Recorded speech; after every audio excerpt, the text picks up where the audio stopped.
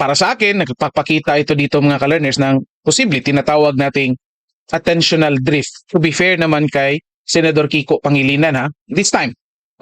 So, ito to be fair sa kanya, wag muna natin parang lagyan ng mali siya mga ka-learners, no? Kanina itong tanong niya, ano nga ba itong attentional drift? Describes the unintentional, shift of focus away from a relevant task or goal toward unrelated stimuli or thoughts. O bakit natanong natin or nasabi natin nagpapakita itong tinatawag ng or potentially nagpapakita ng attentional drift? Kasi nga nagkakaroon nito ng unintentional shift.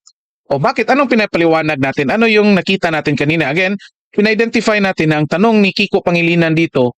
Tinanong daw si Melvin Matibag tungkol sa trust rating ni VP Sara at tungkol sa trust rating ni PBBM. Balikan natin yung katanungan mga ka-learners. Ito, pakinggan natin kung ano nga ba ang tinanong dito para malinaw sa atin. Ayan. So, this is from the Daily Tribune. Your Honor, please. No question yet, Your Honor. Yes, Counsel finish with this question, Alright. then the lead prosecutor may make her objection. All right. This is from the Daily Tribune. Okay, and this is the entitled Public Trust Rating. I just focus on the green, not the red. No, but Vice President Sara Duterte, it says they're 57%, and this was conducted by the Social Weather Station's SWS survey. Okay. Now, my question to you is this: you mentioned that you have an ongoing investigation. Do materials like this, insofar as how Filipino people view or trust VP Sara, have an effect in your investigation? objection, For Your the Honor. witness answers, lead prosecutor is recognized for objection. What is the basis of the objection? Your Honor, the defense is showing a picture of the president and the vice president with a certain rating at the bottom.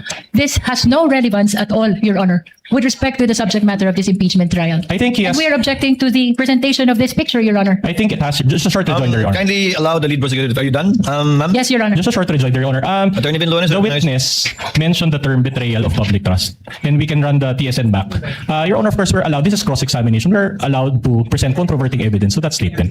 The chair will allow the witness to answer, despite that there is no date when the survey was taken. Kindly. Ayan. Ano yung nagiging issue dito mga ka-learners?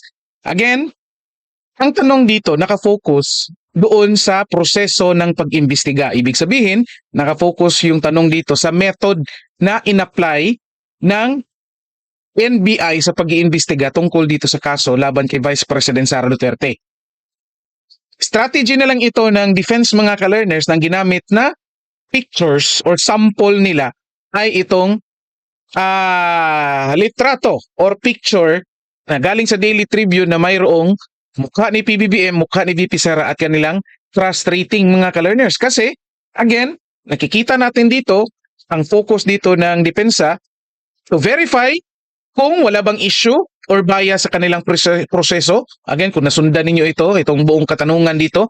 At even before, sa dalawang witnesses, focus nila dito kung paano or proseso ng pag-iimbestiga kung wala nga bang bias mga ka-learners. And kung susundan pa natin ito, sinagot naman ito ni Melvin Matibag mga ka-learners. Now, hindi nila kinukonsidera ito.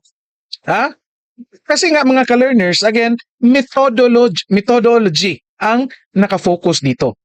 Di ba? Malinaw naman.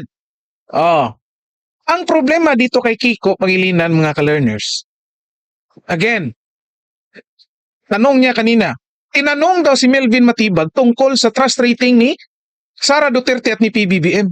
Walang katanungan dyan mga ka-learners tungkol sa trust rating ni PBBM. Sabi nga ni Attorney Vinluan dito ng defense, focus lang tayo dito sa green. Focus lang tayo sa green. Ibig sabihin, focus lang doon sa rating ni VP Sara. Again, ang tanong, hindi naman sinabi, mataas naman trust rating ni VP Sara, bakit mo sinabi ito? Hindi naman ganyan yung tanong, di ba? Tanong, sa inyong pag-iimbestiga, materials like this, kinukonsidera nyo ba? Mga ka-learners, yan yung katanungan. Anong pinapakita dito ni Kiko? Na ang layo ng tanong niya dito, mga ka-learners. Bakit ko later pa, may paliwanag natin. Unang-una, ito, again, to be fair kay Kiko Pangilinan, attentional drift. No? To give benefit of the doubt kay Kiko Pangilinan, attentional drift muna. At ito, nalinawan natin na ang focus dito ng katanungan ay methods ng pag-imbestiga. Kasi kahapon pinag-usapan din natin ang issue ng methods ng NBI regarding dito sa pag-imbestiga mga ka-learners. At ito nga, no? Ang daming napuna natin, no? Halimbawa, nung pagsabing pattern of violence, ang daming loopholes nun, mga ka-learners. From the definition of pattern, problema na kaagad. At yung mga in-identify na mga behaviors, kunwari, problema pa rin.